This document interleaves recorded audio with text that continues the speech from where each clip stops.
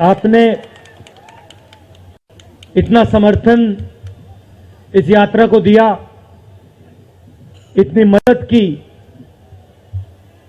इतनी शक्ति आपने हमें दी, इसके लिए मैं सबसे धन्यवाद करना चाहता हूं, दिल से धन्यवाद करना चाहता हूं।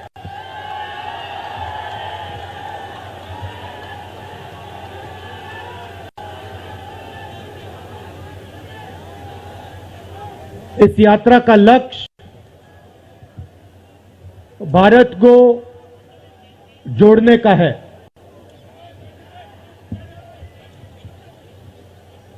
जब हमने ये शुरू किया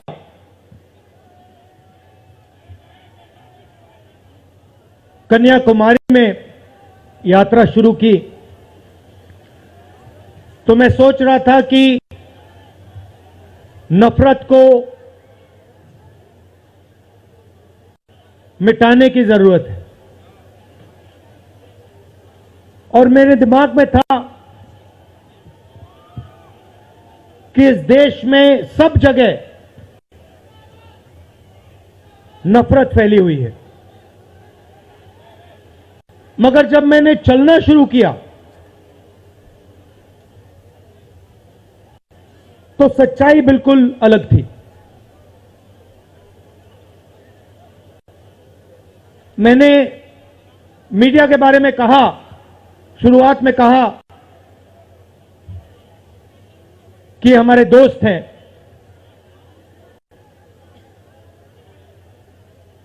दोस्त हैं, मगर हमारी बात टीवी पे कभी नहीं दिखाते हैं।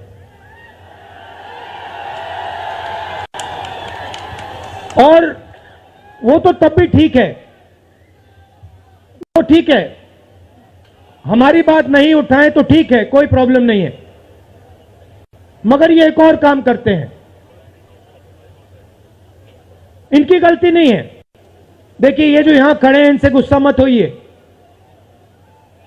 इनकी गलती नहीं है। देखिए, मुस्कुरा रहे हैं, ये जानते हैं लगाम लगी हुई है, पीछे से लगाम लगी हुई है। मगर इनके जो चैनल हैं, ये भी नफरत फैलाने का काम करते हैं। 24 घंटा हिंदू मुस्लिम, हिंदू मुस्लिम, हिंदू मुस्लिम, हिंदू मुस्लिम, हिंदू मुस्लिम। ये सच्चाई नहीं है भाइयों और बहनों। मैं चला हूं कन्याकुमारी से यहां तक, ये सच्चाई नहीं है। ये मीडिया में चलाया जाता है, फैलाया जाता है। ये देश एक है।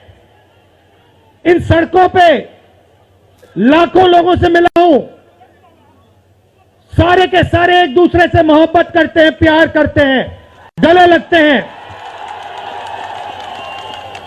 तो सवाल उठता है, क्योंकि ये नहीं कर रहे हैं, इनके पीछे जो शक्ति है, इनके पीछे जो शक्ति है वो कर रही है। तो सवाल उठता है, ये क्यों हो रहा है?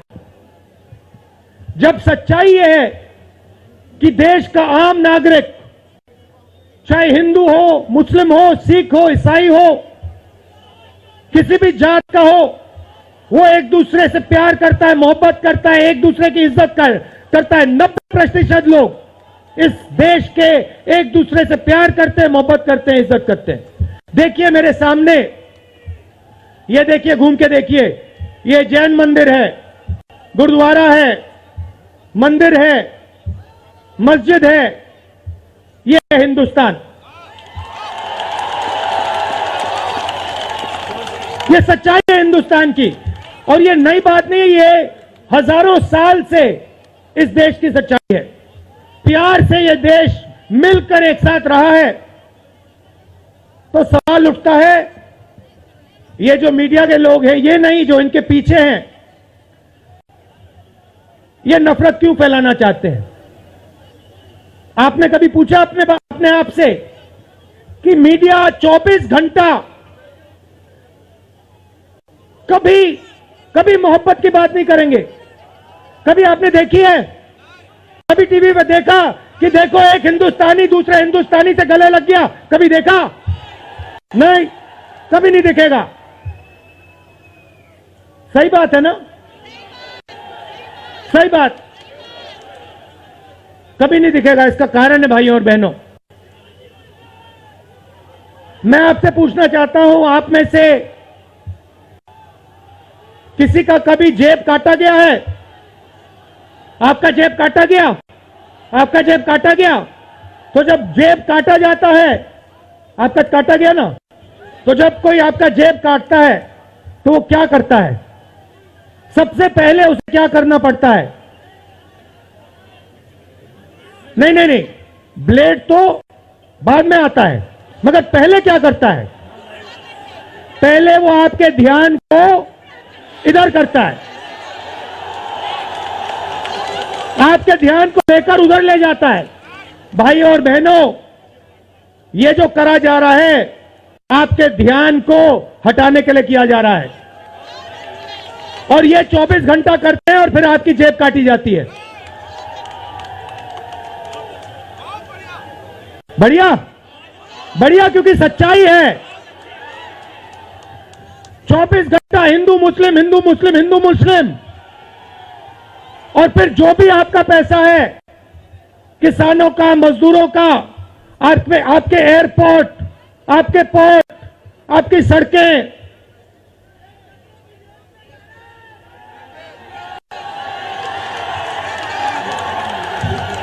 सीधा किसके जेब में? इनके मालिक के जेब में।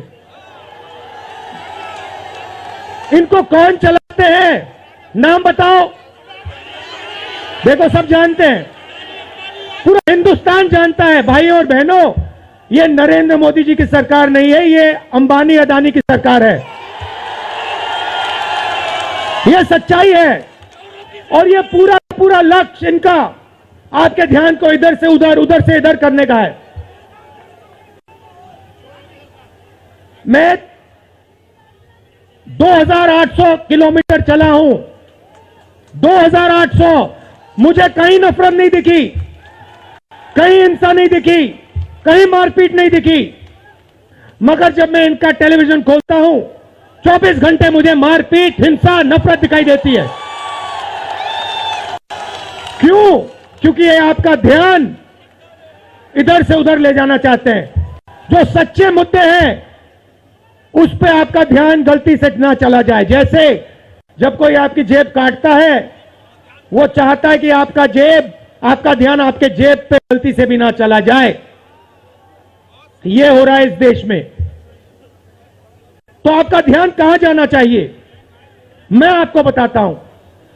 सबसे पहले आपका ध्यान जो हिंदुस्तान के युवा हैं उनकी ओर जाना चाहिए। आप किसी भी युवा से पूछ लीजिए, वो आपको बताएगा, मैंने इंजीनियरिंग की, मैं डॉक्टर बनने के लिए पढ़ा, मैंने आईएएस के लिए तैयारी की, मैं जज बनने की कोशिश कर रहा था। पूछो क्या किया? पढ़ाई की, कितने साल की? स्कूल, कॉलेज, यूनिवर्सिटी सब पढ़ लिए, और फिर क्या हुआ? आज क्या करते हो? मजदूरी करता हूं, पकौड़े बनाता हूं।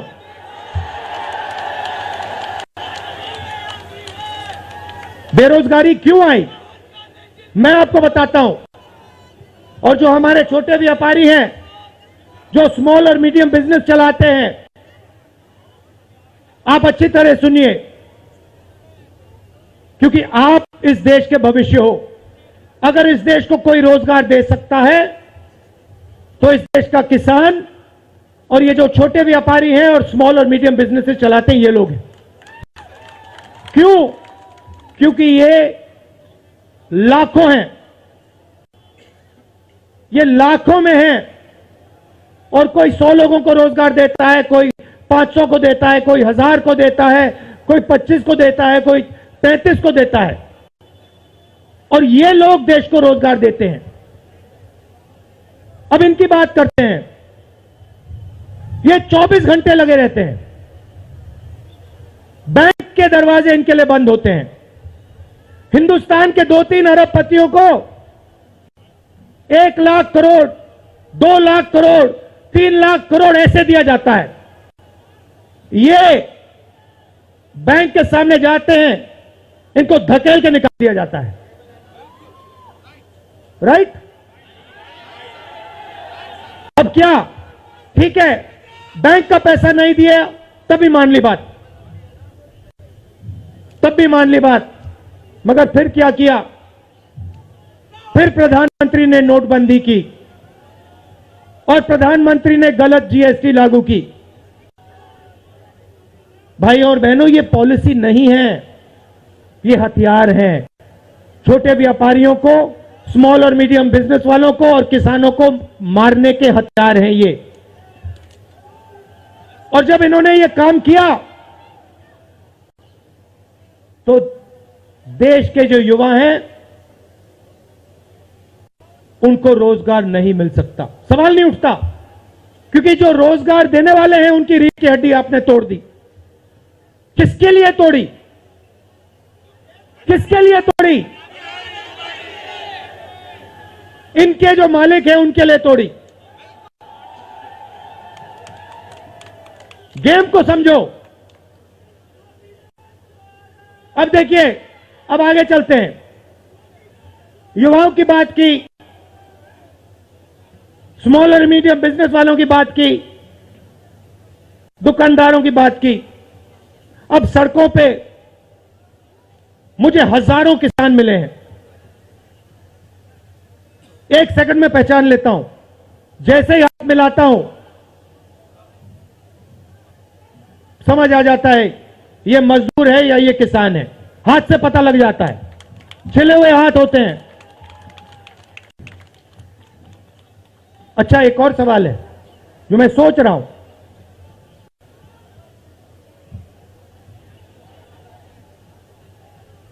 प्रेस वाले ने मुझे पूछा क्या आपको ठंड नहीं लगती? और मैंने सोचा ये मुझसे पूछ रहे हैं, हिंदुस्तान के किसान से क्यों नहीं पूछते? ये हिंदुस्तान के मजदूर से क्यों नहीं पूछते? ये हिंदुस्तान के गरीब बच्चों से क्यों नहीं पूछते?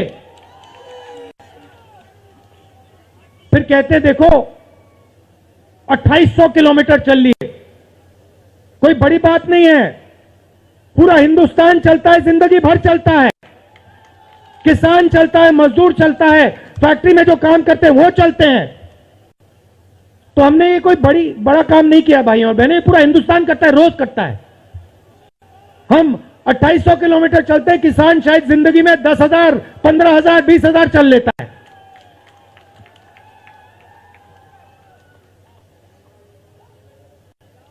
तो मैं चाहता हूं कि ध्यान सही जगह जाए। अब बीजेपी ने धर्म की बात उठाई है, हिंदू धर्म की बात करते हैं। मैं आपसे पूछना चाहता हूं, हिंदू धर्म में कहां लिखा है कि गरीबों को, कमजोर लोगों को कुचलना चाहिए? कहां लिखा है? कहां लिखा है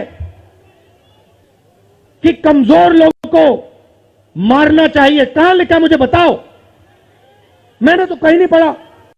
मैंने गीता पढ़ी है, उपनिषद पढ़े हैं, कहीं नहीं पढ़ा मैंने।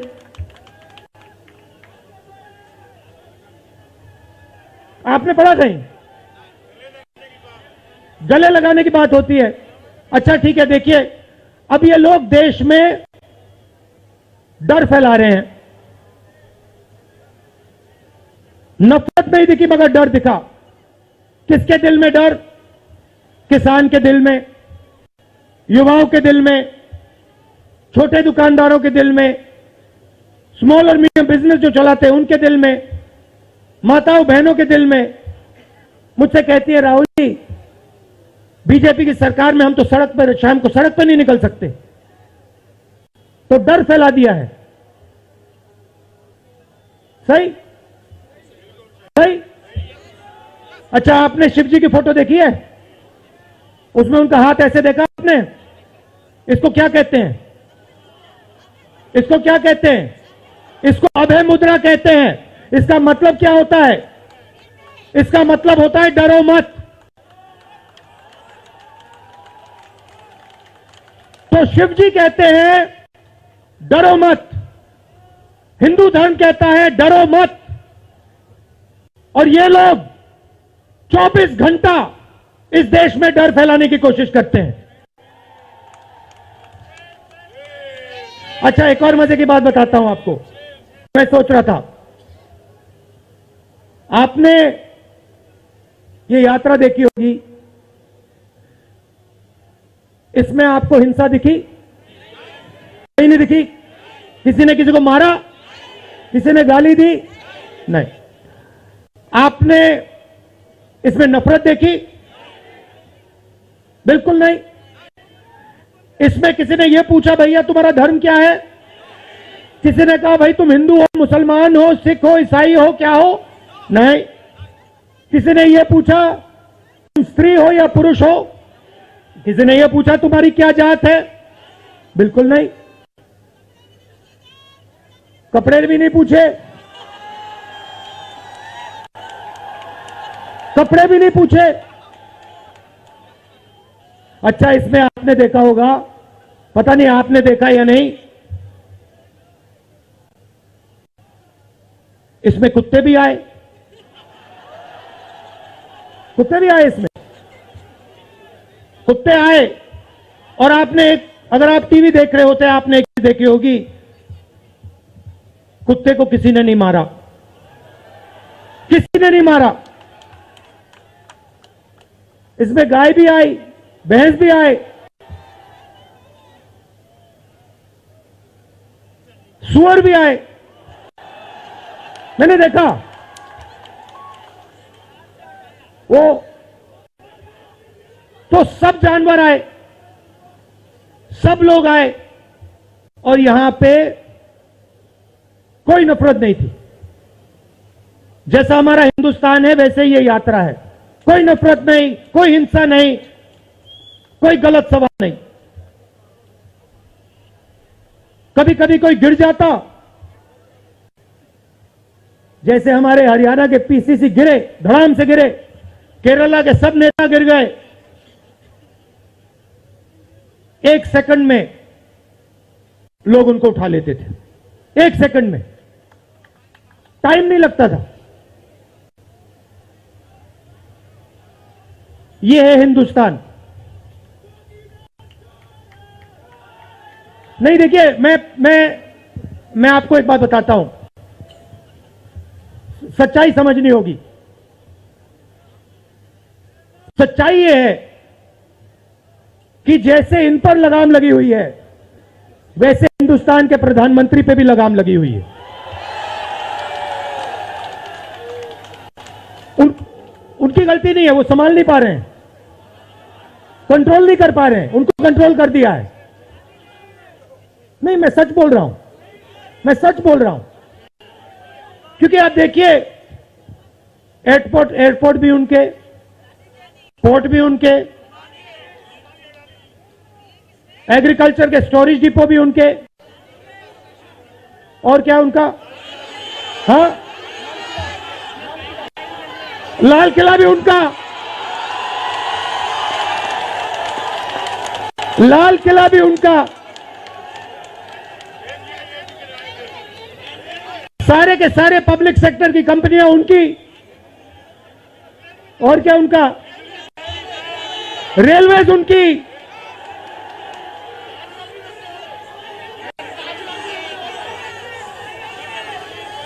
अभी भाइयों और बहनों, ताजमहल भी चला जाएगा, तो सब कुछ उनका। तो ये देश की सच्चाई है। हाईवे भी उनके, सेलफोन भी उनके,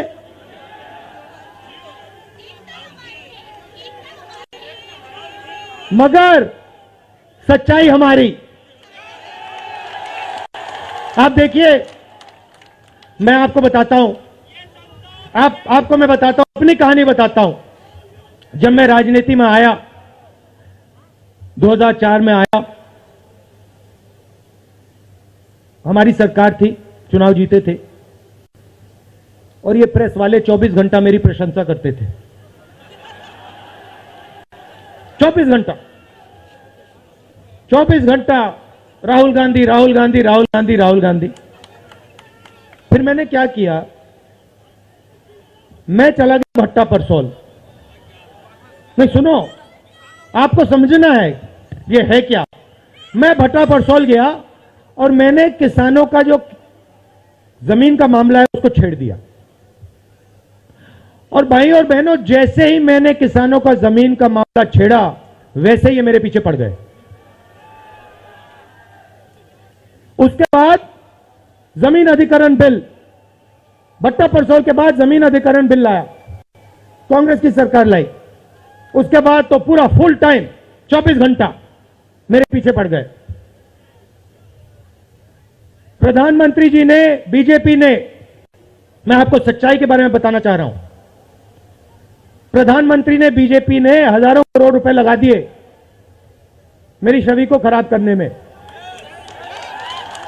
हजारों करोड़ रुपए।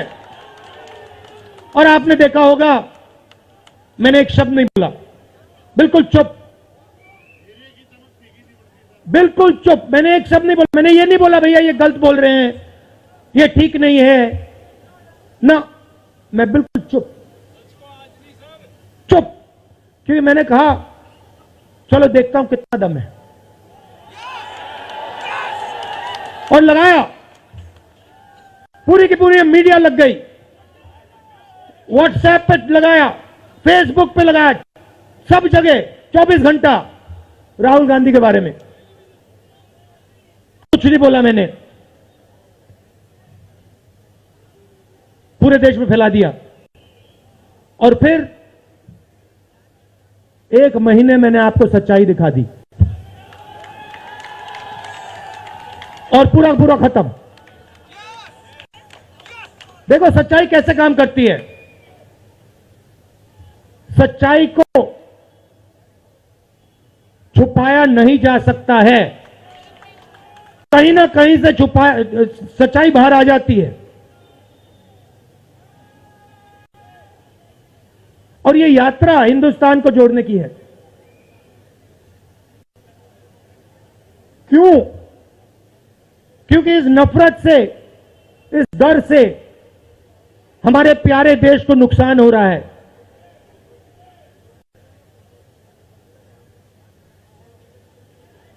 यह सच्चाई है और इसीलिए हमने ये यात्रा कन्याकुमारी से लेकर कश्मीर तक शुरू की है। और ये जो हमारा तिरंगा है इसको हम श्रीनगर में जाके वहां पे लहराएंगे।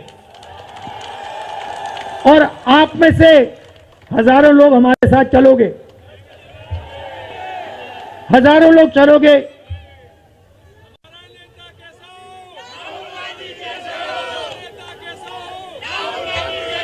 तो भाई और बहनों देखिए, सच्चा मुकाबला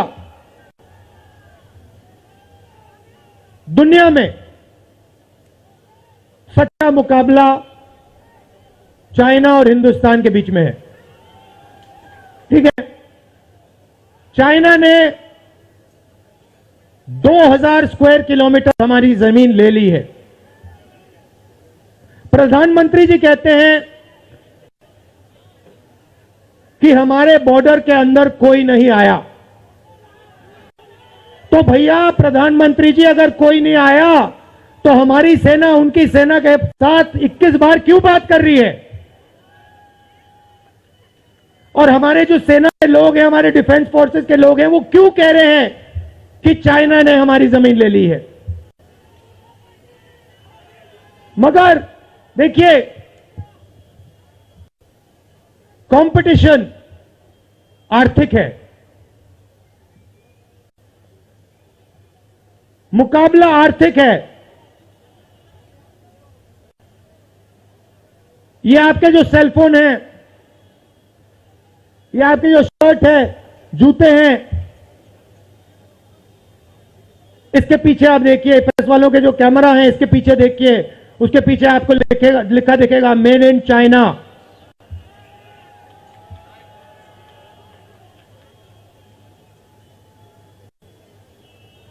हमें शर्ट के पीछे, सेलफोन के पीछे, जूतों के नीचे मेड इन इंडिया लिखना है। और एक ऐसा दिन आना चाहिए जब शंघाई में कोई युवा नए जूते खरीदे, उसके नीचे देखे made in new Delhi India. ये हिंदुस्तान चाहिए, इसी से हमारे युवाओं को रोजगार मिलेगा। तो ये करना ही पड़ेगा, चॉइस नहीं है। और ये हम करके दिखा देंगे। ये देश कर सकता है, करके दिखा सकता है। आप सबने इतना प्यार दिया,